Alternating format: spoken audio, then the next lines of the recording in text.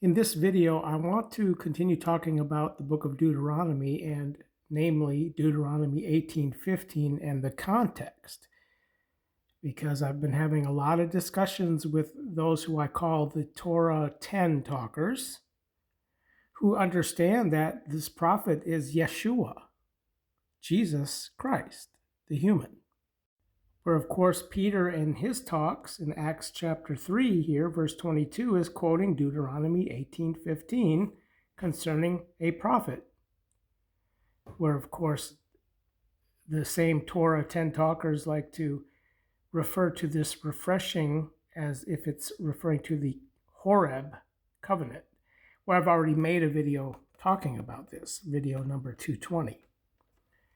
So the prophet Yeshua, Jesus Christ, that Moses said would rise for you, points to the contrasting points of Moses and Jesus, Yeshua, in Hebrews chapter 3, wherefore, holy brothers, co-havers of the heavenly on-calling, according to the mystery, down think in regards to the apostle and archpriest of our like wording, Yeshua, Jesus, whatever you want to call him, Joshua or Jesus, being faithing to the one making him also as Moses was in his whole dwelling. So Moses in his whole dwelling was a mediator, Deuteronomy 5:5. Hence, I, Moses, was standing between mediator, Yahweh, and you,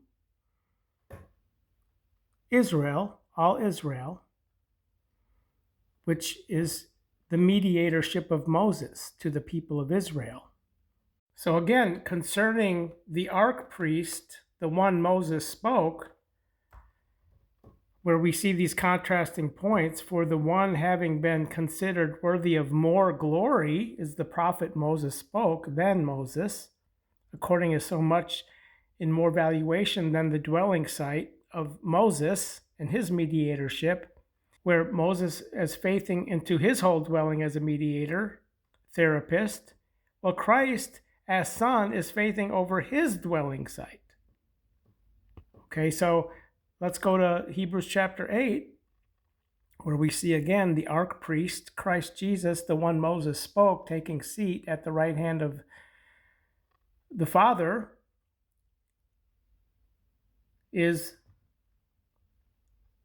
the context of mediator mentioned here. Now he has attained a more through carrying officiation, as much as he is also mediator of a better covenant. So also mediator is comparing Moses as mediator. Now, these different mediatorships are according to different orders.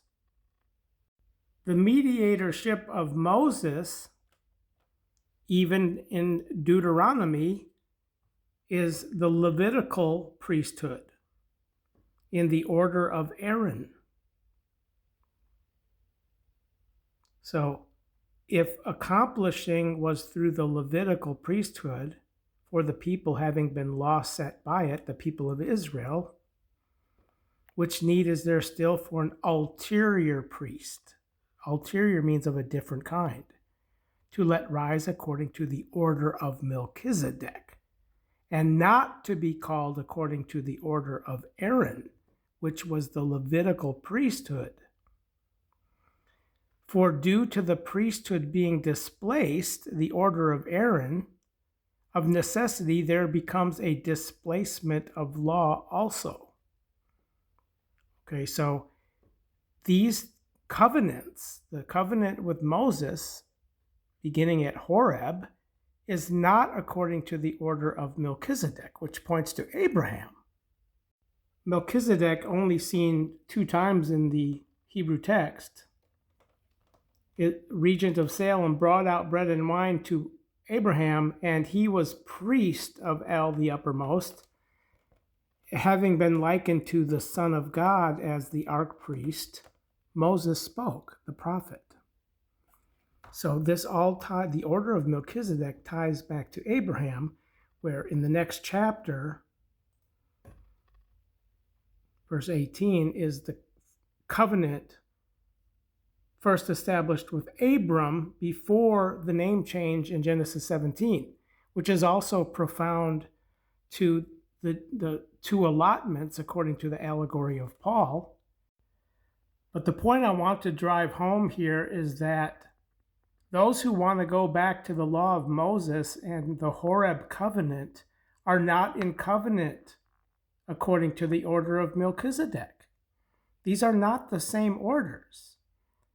The order of Aaron is Levitical, which is displaced due to the priesthood being displaced.